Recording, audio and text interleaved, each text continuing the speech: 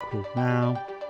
And you can also scroll over to the right here to see the types of data that's being pulled against URLs. So not just URLs, but status codes, indexability, whether URLs are indexable or non-indexable, page titles, meta descriptions, headings, meta robots, canonicals, pagination, things like word count, call depth, in links, out links, and lots of different data points that will be useful to make SEO decisions, essentially.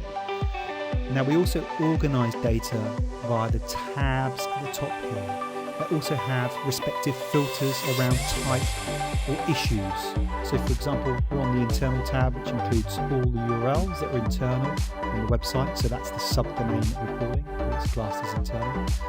And this has various filters around different types. So you can filter by HTML pages or JavaScript or CSS. But if I click on a more specific tab around an element, such as security, these will be around issues such as mixed content or missing HSTS header, or perhaps page titles. I can see missing page titles, duplicates, particularly long or short page titles that I may wish to optimize. Now, this right-hand window pane here also follows the same format of tabs and filters, and this updates and populates in real time. So you don't need to click into the tabs and filters to view the data. You'll know whether it exists by just scrolling through. So for example, I can see there's one URL with mixed content, or I can see actually there's 0 URLs that are missing page titles, which is good news. And this low window pane also populates with more data as well when you move around and click different URLs. So I can view the URL details of this particular URL. I can view in links, so all the pages on the website that link to this particular page, the anchor text, whether the links are followed or no followed, the path type, so whether they're absolute or relative URLs, and the link position of those links, so whether in the header, navigation, or content, or footer, and so on. The outlinks, image details, so you can look at any images on the page and the alt text, and whether they're missing alt text. You can also get an image preview. And there's various other tabs down here, things like the SERP snippet preview to show you how a page may look in the Google search results.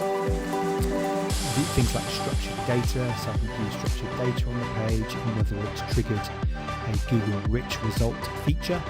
And now some of these will be blank and empty because they haven't been configured. I haven't configured to pull in page speed details or spelling and grammar errors, for example. You can configure to pull in all those details via the configuration, which I'll go into more detail in just a moment. Now you can export all this data. You can just click the export button up here, which will export this top window pane. And it also works alongside the tabs and the filters, and you can also export the lower window pane as well. So I recommend going through the tabs and exploring the different data points. You have a look at things like external URLs, security errors, response codes. You can find any pages that are blocked by robots.txt or not responding, redirects, client errors, so that's things like broken links or server errors, URL issues, page titles, meta descriptions, H1s, H2s, content, things like duplicate content and near duplicate content. I can see I have a near duplicate page here.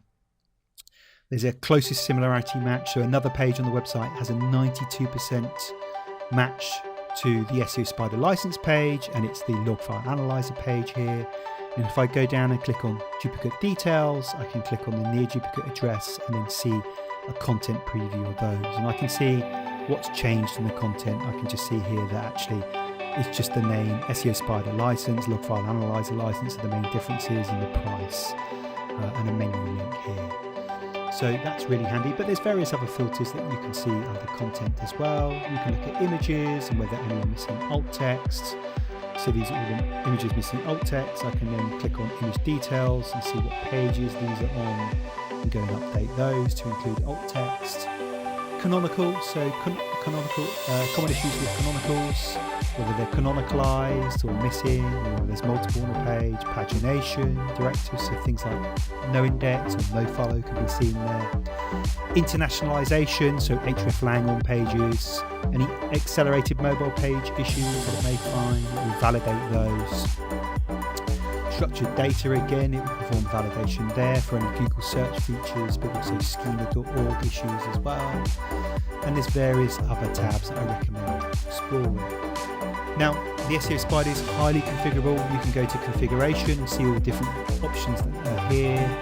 And I'll just touch upon some of them because there's too many to run through with this demo video. You can hover over them and it will explain what they mean. So you can choose whether to crawl images, CSS. There's various options around crawl behavior, whether you want to crawl subdomains or whether you want to follow internal no-follow or not, or crawl XML sitemaps. You can choose whether to extract certain details from pages or not. There's various limits you can place on crawling. You can also render web pages within our inbuilt headless Chrome browser.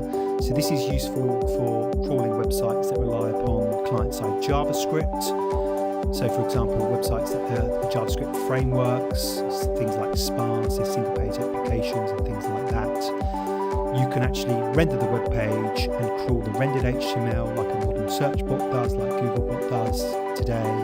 And you can choose the window size, whether it's emulating a smartphone or whether it's desktop and so on. There's also some other options, advanced options here that you can adjust preferences.